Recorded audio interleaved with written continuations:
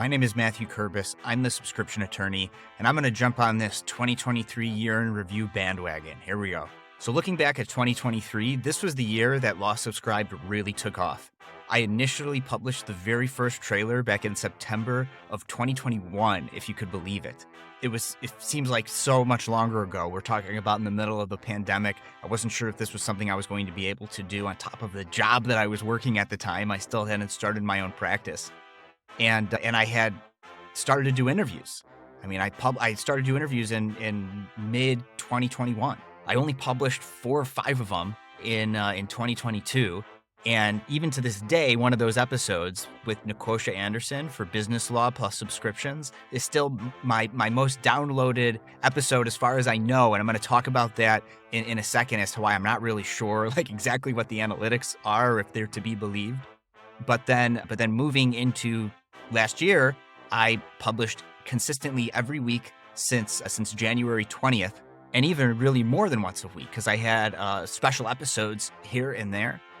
So at the time of recording anyway, I'm coming up on 1 year of consistent publications, which is pretty crazy, right? Like I've had over 52 episodes, so like enough episodes for a weekly show for a year, but technically I haven't quite yet published every single week for a year in a row yet, but I'm getting very, very close, just a few weeks away.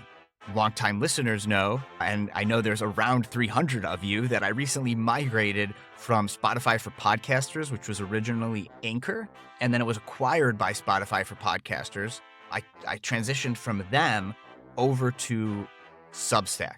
And even in the teaching that I do about podcasting, I'm having everybody move to Substack, even for like my legal clients, my law firm clients who know I have a podcast and like they wanted me to help them launch a podcast. We've been using Substack for them. So with that comes a lack of some data from some of the shows that I've had recently, like in the last 2 or 3 weeks since I've moved everything over to Substack. And so the way that it works is you're really not sure. Like it would be great if it was just like YouTube and it shows you the view count. Unfortunately, with podcasting, that's not how it works. So Spotify has their own analytics, but they don't really play well with others. There's some other platforms that I'm on that are trying to aggregate all the different listening and download data from different sites and different platforms. There's Listen Notes, which I still have integrated with the old episodes on my old website, which will be transitioning. I'm going to be transitioning everything over to Substack soon. So there's listeners I get through the website and through listennotes.com. I will probably continue to get that. There are other websites like Listen Notes that people can subscribe to that it doesn't register the same way in the download numbers, but there are some apps out there that try to aggregate this for you. There are paid ones and free ones, and I am just trying to use the free ones, so I'm sure I could get better numbers if I really wanted to.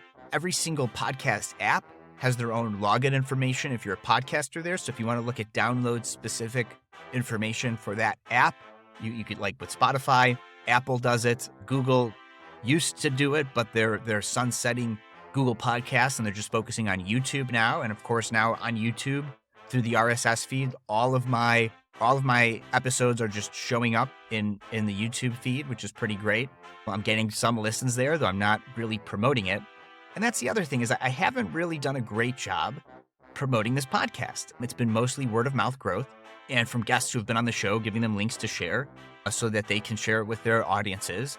And when I do CLEs or I do other speaking engagements, I let people know about it. But I've got some incredible clips from past shows that I'm going to start circulating on social media. So if you just want 30-second to 1-minute type nuggets of wisdom, I'm going to be publishing that to just get the word out, and also as a good refresher for the about 300 of you that I know listen to every single episode. So when I got started, I had like a dozen listeners in that first year, 2022. I think maybe I had like 500 to 1,000 downloads for those 5 episodes leaving 2022, but I only had like a dozen like listeners that listened right away as far as I knew. I was still learning at the time that I was doing the podcasting, and it just absolutely ballooned in 2023. Now I know that there are 30 of you that listen approximately that listen to episodes like within minutes of them going live. I know there are around 100 of you that listen within the first week. And I know there are 300 or so that listen within the first 30 days, although I do have episodes that go far over that number. By far, my most downloaded episode, from what the numbers say from all these sites, is episode 18, Will AI End the Billable Hour? About where I interviewed the authors of The Legal Singularity. It was perhaps my most timely episode. I definitely let them skip ahead in the publishing line. I usually just publish episodes as I record them and edit them. I've continued to have some episodes focused on generative AI. My CLE that I'll be doing at the ABA Tech Show is now focused in on generative AI as it relates to a subscription law practice. However, according to Spotify Wrapped, my most listened to episode was the special episode I did with Lauren Lester as a LinkedIn audio event that we recorded and I republished as a podcast episode. Should I start a law firm? Apparently, that was my most downloaded episode, but the numbers, even on Spotify, show other episodes being listened to more than that. So this is why, like, this data that I'm seeing, the analytics, just can't be super relied upon, because I don't know, like, exactly, like, if that was my most downloaded episode, why don't the actual download numbers reflect that? And I can't find where Spotify got that from. But apparently, a lot of you, and that could be that they listened in just to that episode and haven't listened to anything else, but a lot of listeners to Law Subscribed are interested in starting a law practice. All in, I've got about 10,000 plus downloads for the podcast by the end of 2023. That includes 2021 through 2023, but 99% of the downloads happened in 2023 because of the consistency of the podcast, and to all of you who continue to share it, which I really appreciate. So that's the podcast looking back, my end of year review. Looking forward, I've already got enough episodes recorded taking us into April of 2024. Now, things happen, and so I might say if there's a really timely interview, I may bump that up the publication schedule. From time to time, I may do a LinkedIn Live that's also recorded and republished on the podcast feed as a special episode. That's when I do the 0.5, where it's like in between episodes. I definitely do not want to spam any of you with too much content. We all are getting so much content these days that I'm committing to myself, but also to you, that I'm not going to do more than one special episode a week. I don't even plan to do a special episode a week. It's just that there's so much interest now that I need to find ways to get some episodes published a little bit sooner. Looking ahead at the time of recording this year in review episode, we've got Tungi Chow with Paxton AI coming up. We've got Timeless Counsel with Tom Bowden, Damian Reel with VLEX, Erica Payne with Taproot Law, Mark Stiving of Impact Pricing, Matthew Burgess of View Legal, Lael Sturm of Augmentor, Liam Moriarty of Lawgood, and we have a second appearance by Natalie Knowlton of Access to Justice Ventures, and a special episode, a follow-up episode with Jim Hart, who his episode recently went live, but we had such an incredible conversation that we've continued to collaborate here and there. I'll be appearing on an upcoming episode of his podcast, and we have a supplemental episode with him on just deep diving on, he had a lot of questions for me, and I thought, hey, this would make a great sort of extra episode for my listeners. Along with that, I'm planning to start remastering some old episodes so that, because as my practice grows, it is sort of nice to just slot in an old episode from time to time. So with going way back, sound quality will be so much better since I wasn't using Descript at the time to edit the podcast, of Kim Bennett, who was the very first guest that we had on the podcast. And then I'll also be doing some compilation episodes, everyone's answers to some of the same questions that I get asked. So what technology are they using? Is a hot dog a sandwich? Those types of questions we'll be doing. I have enough episodes now that even just 30-second to 1-minute answers to those questions can make up a whole episode on their own.